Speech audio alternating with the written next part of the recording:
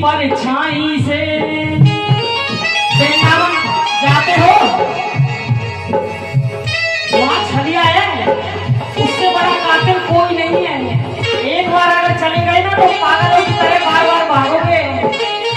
कैसे लोग बचते हैं कातिल की परछाई से,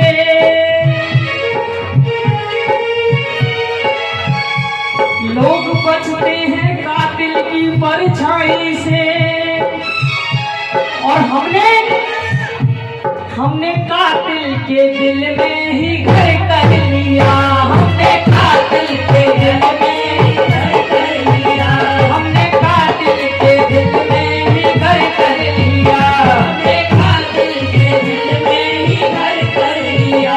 जिंदगी में उलझने पहले ही गम न थी,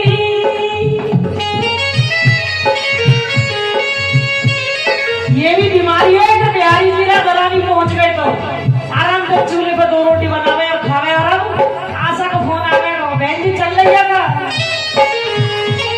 जिंदगी में उलझने पहले ही गम न थी, और पैदा नया दर्द सर कर लिया, और पैदा नया दर्द सर कर लिया, और पैदा नया दर्द सर कर लिया,